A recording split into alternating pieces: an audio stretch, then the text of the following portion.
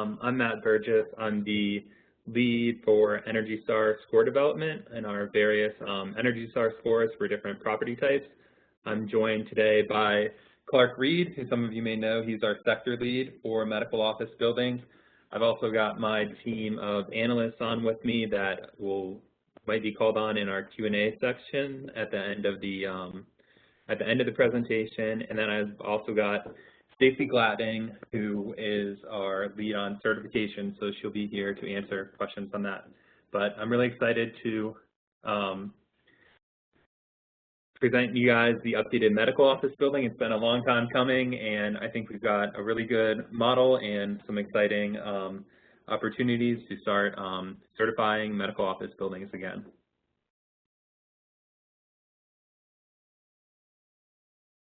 So the agenda I wanted to go over today, I'm going to do a quick run through of what the Energy Star score is and the methodology.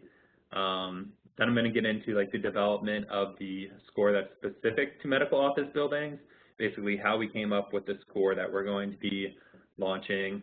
I'm going to give some details about the new model and then give you guys some good tips on what to expect and how to prepare for this big update. And then we'll open it up for a Q&A session, hopefully have about 20 minutes or so, depending on how long the presentation takes, where if you want to enter questions along the way in the chat, we'll take them down and respond to them at the end of the presentation. So first, what is the 1 to 100 Energy Star score and how is it developed? I think that's a little bit self-explanatory in the 1 to 100 score. It's basically an energy efficiency rating where a score of 100 is our best and a score of 1 is the worst. But there's a lot more to it than that. So some of the objectives of the score, when we're doing this, we're evaluating the entire energy use of the whole building. So that might be different than some other programs or specs that evaluate specific equipment or technologies. With this, we're evaluating the entire energy use of the building. And the rating is actually a comparative or national benchmark. It's how your building stacks up against other similar buildings across the country. And then through that, we identify and recognize the top performers in energy efficiency. Some of the principles, basically, we're comparing the energy use of similar buildings based on business activities, and then we're providing them a percentile-based score. So the 1 to 100 score is percentile ranked, where a score of 50 would mean that your building is doing better from an energy performance perspective than 50% of similar buildings across the country, and also worse than 50% of buildings across the country. And to do this, we adjust for basically characteristics that describe how your building operates to put everyone on a fair scale. And so that's things like adjusting for the hours of operation.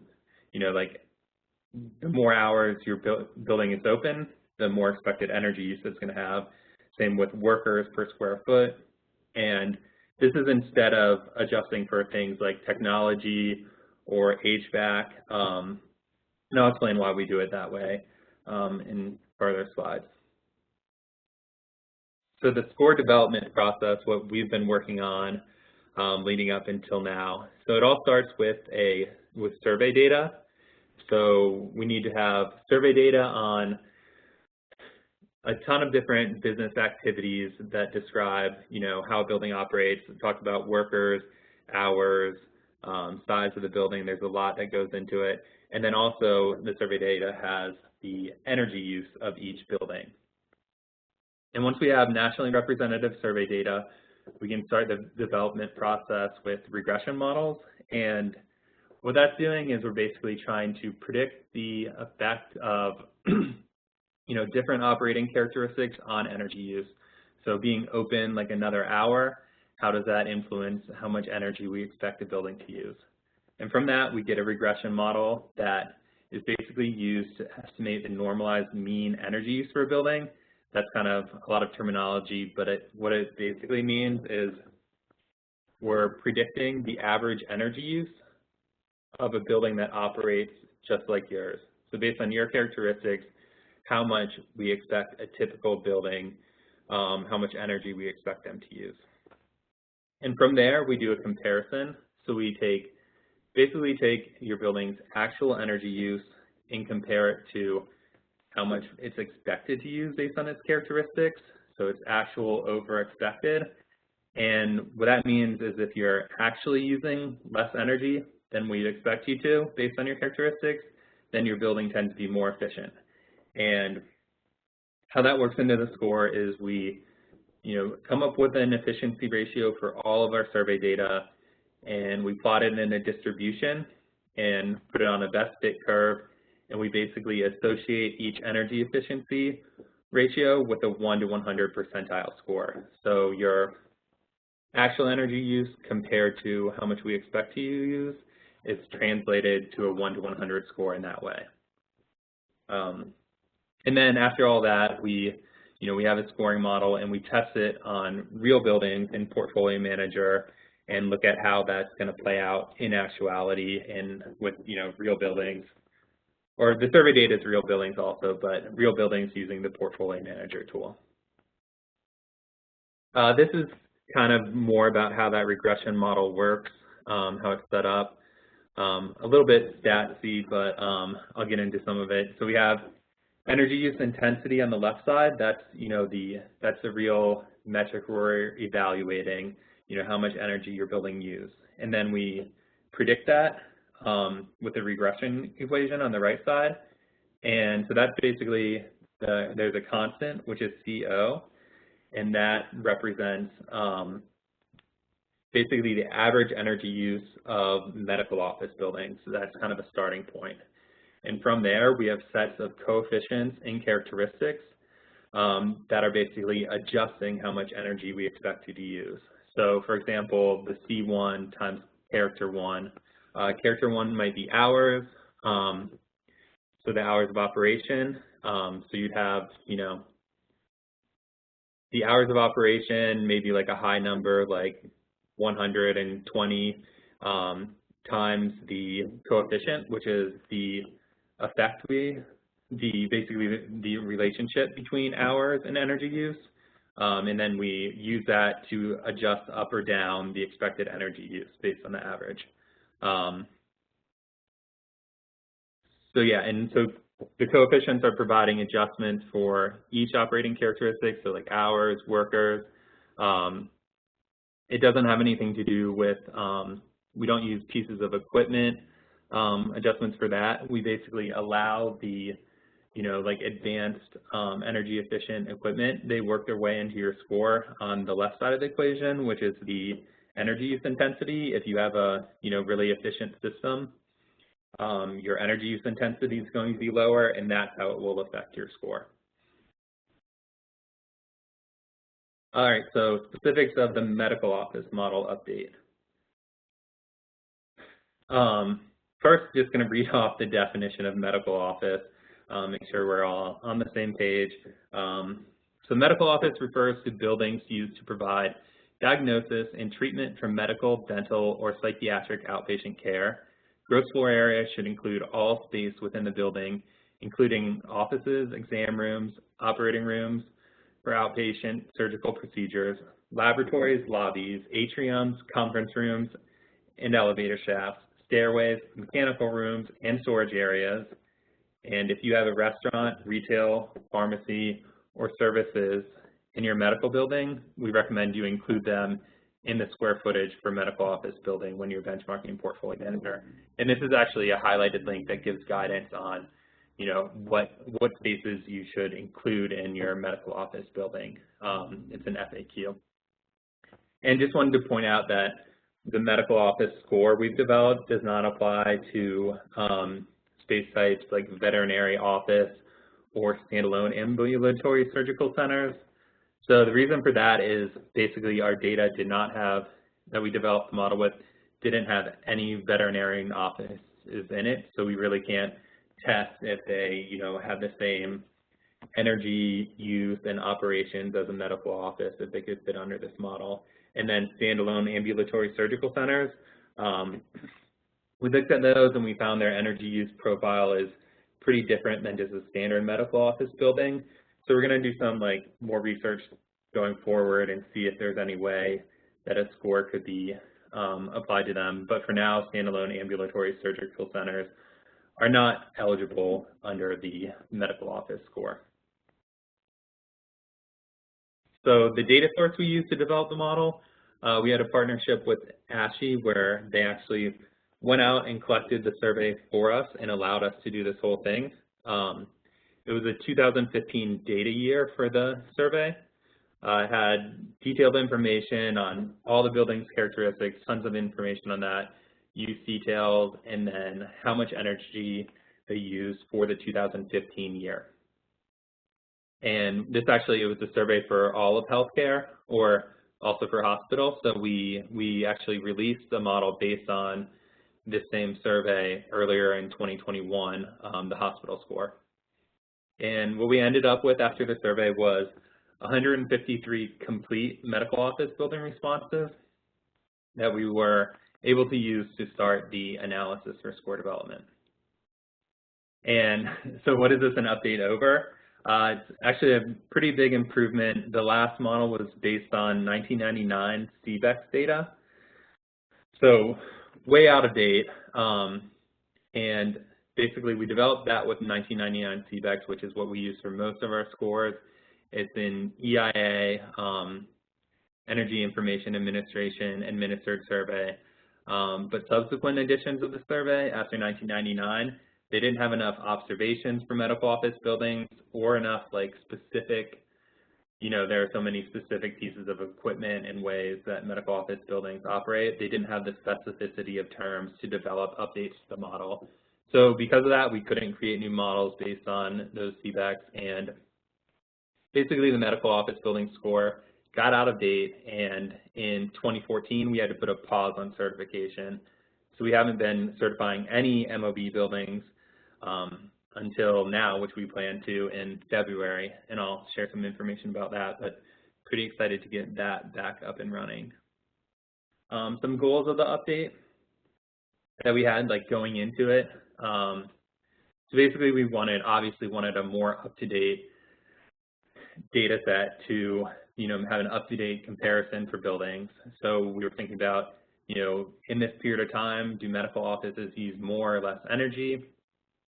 Has the relationship between energy use and building activities changed? And then is there anything that we've learned from, administering the existing MOB score for so long? Is there anything that was clearly needed an improvement? And there were some that I'm going to get into later. And then a huge goal was to resume Energy Star certification, which we're planning to do, starting with the launch of this model. And we also wanted to limit market disruption. It can be pretty tough when launching a new score if we add a ton of different, adjustments or make giant changes. We wanted to make it, based on a similar model to what's already in existence and make it an accurate and up-to-date model update, but wanted to keep in mind considerations for the actual users. All right, so here's the timeline we had. So we launched the original score in February 2004. Like I said, we had to put it on pause in 2014. The ASHI survey data was collected in 2016, 2017, and we weren't able to start development of the score until 2020 and 2021. A lot of different things went into that. We had a major score update for at least 6 property types that happened in 2018, and a subsequent year of review period. And then we ran into COVID and had a lot of analysis to make sure that our scores were operating appropriately in spite of the change in building occupancy habits. So we started development in 2020. We got a good model that we were confident with. In the spring and summer, we had some discussions with industry experts to, get that vetted and make sure we kind of had agreement on how this model is going or what this model is doing. In summer of 2021, we started programming into Portfolio Manager, and then we plan to release it February 7th, 2022 is when it'll come live to you guys. So this is more getting into like what we did with the data. So first we had to take all the survey data and we had to have some completeness filters. So what that basically is we got a lot more data, like hundreds of data points, but we had some incomplete fields, so we had to basically figure out which data points would be usable, and from that gave us 153, and then we got into different kind of filters to make sure that the data points are realistic and accurate representation of medical office buildings. So that's if a building had an unrealistic energy use for a year, we had to throw that out. If it had like an unrealistic number of workers per 1,000 square foot, we had to get rid of that. And those kind of filters, they just make sure like our data is basically making sure the data is real and reliable. That brought us down to 138 usable observations, which was still enough to come up with a score we're confident in. So this is a lot of numbers, but this is a comparison of what the ASHE 2015 survey, what basically that showed compared to existing buildings in Portfolio Manager. And I don't think I'm going to run through all of these. You guys should have this slide, but I think the interesting things I saw, the ASHE survey actually had a higher average source UI than Portfolio Manager, just slightly higher, 239 versus 227. I think that's something we see because we think of Portfolio Manager as kind of being like, that's not a super big difference, but we kind of think of Portfolio Manager as being a self-selected, set of high efficiency buildings sometimes. All the other characteristics are pretty similar. And what we're doing here is just kind of like comparing, like, do our set of buildings in the ASHE survey, do they represent what's in Portfolio Manager well? And I think here we didn't see any red flags, really. Survey weights, so this is getting into kind of survey methodology stuff, but I think this is important. Going to try to explain this in the best way. But so basically with the ASHE data that we ended up with to develop the model, we kind of had a disproportionate number of responses based on region. We had a lot of responses in the West and a low number in the Midwest and Northeast. And that's problematic because, when we have a national score, we want, each region, each type of building to be represented equally and to be equally accounted for in the score. So we came up with, to do this, you apply survey weights. There's a formula here. But basically what that allows us to do is it allows medical offices in regions that had a low survey response, so the Midwest and Northeast, it allows them to have equal influence over the score calculation and be equally taken into account in the score development and the resulting scores your buildings will see.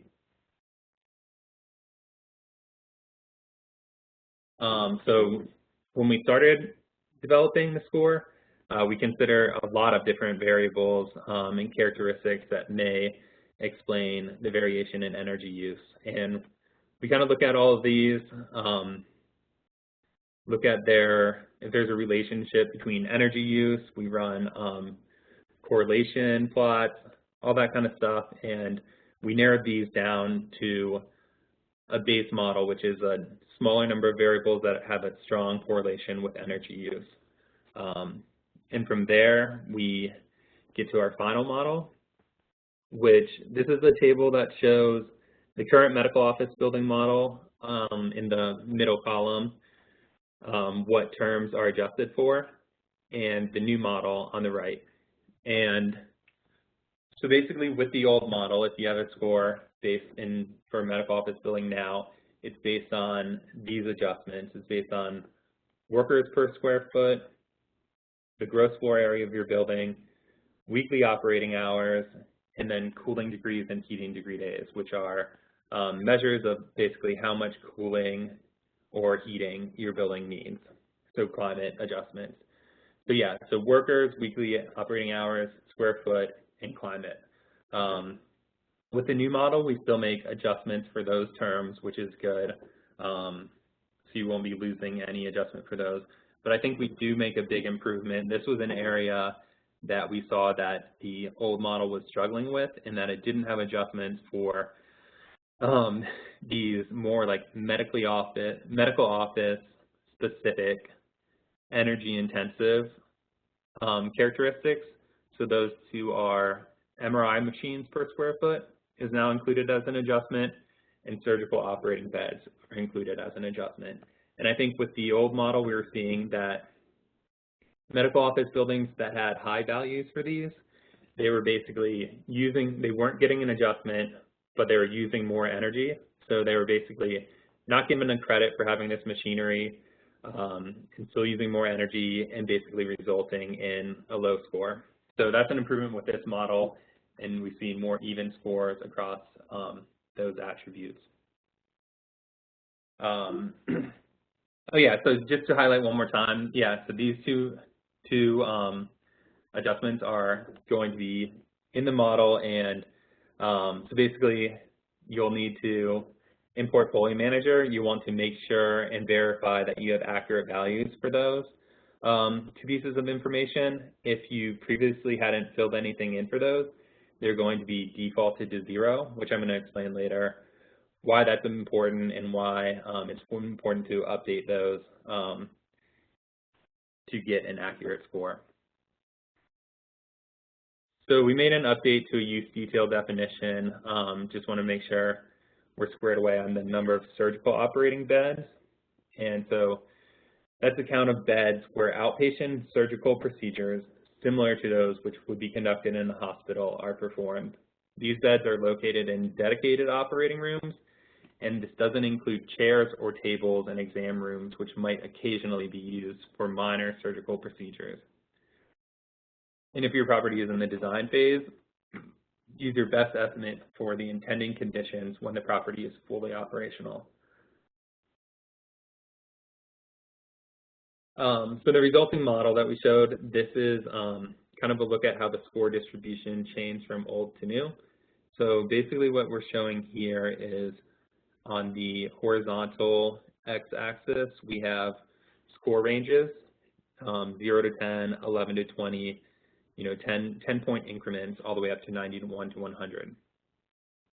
And the, oops, I think I have these mislabeled. The red is actually the current or outdated rating. Sorry about that. So the red is the old model, basically. So with that, you can see there's a lot of buildings scoring in the 50 to 80 range, not a lot scoring the 91 to 100 range. Basically what we want to be seeing here with a percentile-based score is each bin at around 10%. So red's kind of all over the place. Blue is the updated model, and it's a little bit of it's an improvement.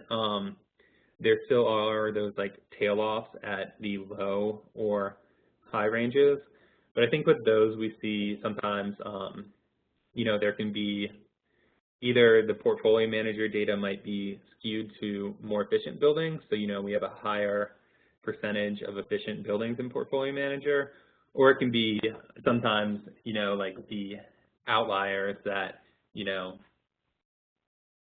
might not have the most accurate data, but overall this looks more even, and we were good with these results.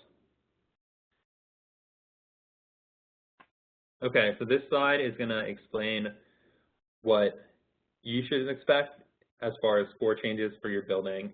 And just to be clear front, it's difficult to predict what the score change is going to be for each building, especially with a model like this where we've updated a model based on 1999 with 2015 data. A lot has changed since then.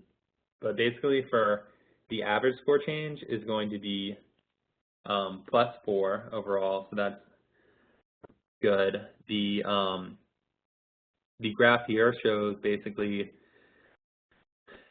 At the orange line, that's 0 to 5. So that's the percentage of buildings that will have a score change of 0 to 5. And then you can see the percentage of buildings that will have a score change of 5 to 10. So there is a lot of variability. And basically 50% of score changes will be within 10 points, 84% within 20, and 95% within 30 points. So those are going to be some big changes, and I think there are good reasons for that. One of them being the MRI and operating rooms. Previously, those buildings faced, a really difficult time scoring well if they had high values for those. So these buildings in the new model see a correction, which can be up in that, high range of score changes. So here's a look at exactly that, basically. So properties without MRI or surgical operating beds, they're expected an average score change of 2. So basically minimal change under the new model. But properties with MRIs or properties with surgical operating beds do see a bump, big bump in score. And we think that's a good thing because it's, we were hearing and seeing in the data that these kinds of buildings were not really being accounted for fairly with the outdated data that did not, include adjustments for MRIs and surgical operating beds. And that's part of why we put a pause on certification for those. So some tips to understanding your new score. Again, this is a brand new score. I think of it more as that than an update. And so I think there's limited value in comparing against the old score. We actually, in this period of time, it's not just more updated data, it's also we've changed methodologies here at EPA and how we calculate scores. The old model was based on what we call a natural log energy model, and we've gone to a energy use intensity-based model. So it's really completely different there. That's the change we made to make improvements. Yeah, so I think not putting too much stake in the old score and, going with this new score that we have more confidence in, I think is what we're asking here. And so understanding the adjustments for surgical operating beds and MRIs. So like I said, buildings with high values entered in Portfolio Manager for these are more likely to see a higher new score, see a score increase. We don't think that's a bad thing because I think they had previously been disadvantaged due to those characteristics not being taken into account. And so for these values, they weren't. So for in Portfolio Manager, if you didn't enter values for these, they weren't required, and you just left them blank. Basically, at the launch of the model, they'll be defaulted to 0. So we're asking you can go in now and update them to real values. You can go in after the score launches and update them to real values. But if your property has these characteristics and you haven't updated them in Portfolio Manager and you get the defaulted value of 0, it basically means your score won't be accurate and it'll be artificially low until you update. So basically what I'm trying to tell you here is it's to your advantage to update those counts in terms of getting a better score. So a summary of how things will go. We're planning to launch the office model in Portfolio Manager in February 7th, 2021. Once the model is released, this is important to know, all medical office scores will be calculated with the new model automatically, so you see the new score, but also all of your past scores as well.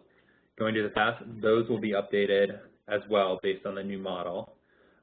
We've always done that, and we think of it as,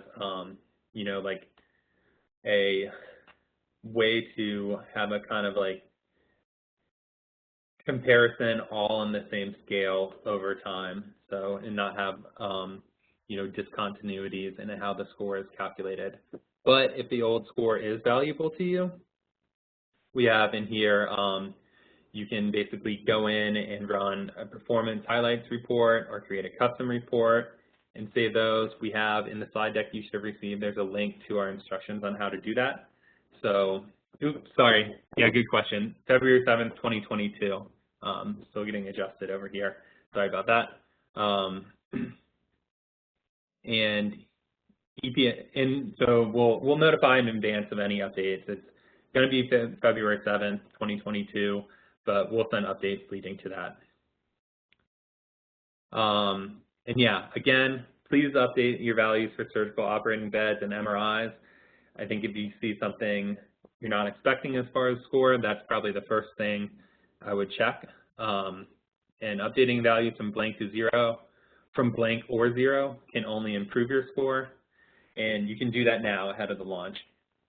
And just a quick reminder that the MRI counts you're putting in, those shouldn't include other imaging equipment like X-ray, CT, CAT scan. It's only for MRI machines.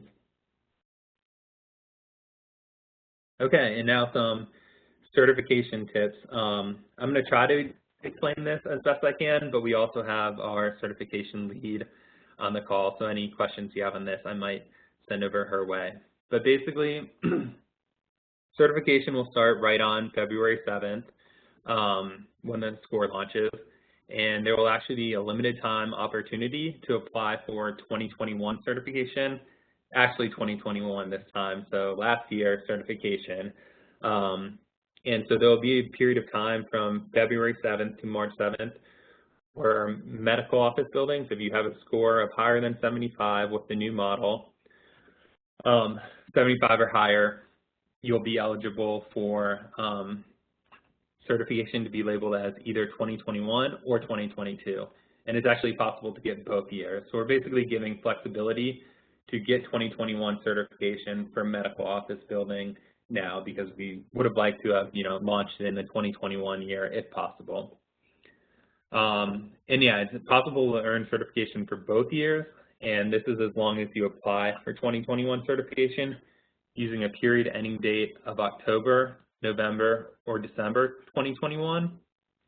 And then if you do that, if you apply for 2021 certification with October, November, or December as the last date in your period ending date, then you'll be able to apply for 2022 certification as well, using any period ending date after July 2022.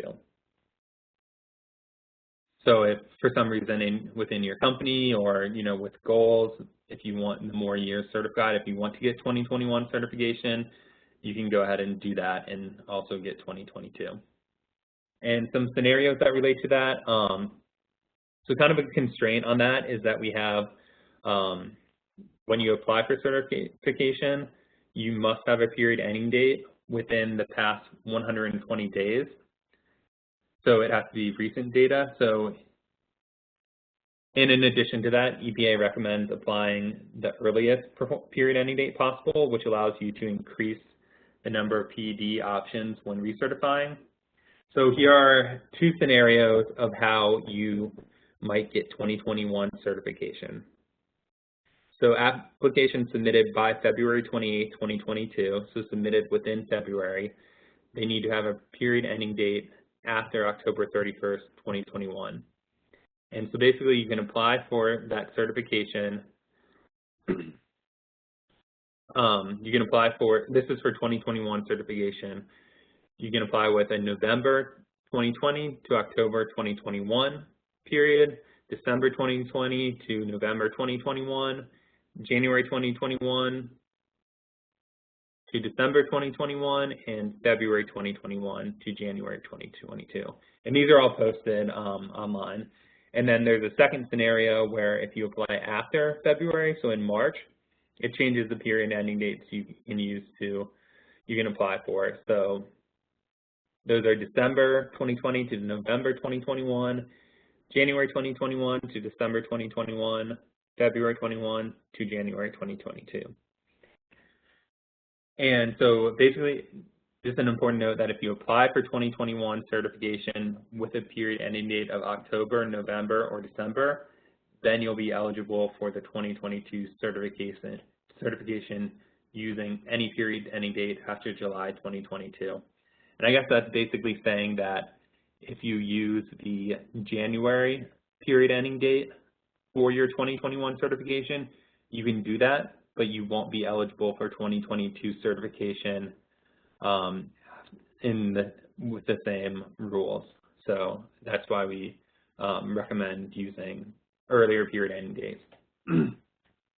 And I think that's it. Stacey can chime in on the Q&A if there's any clarification or questions about that.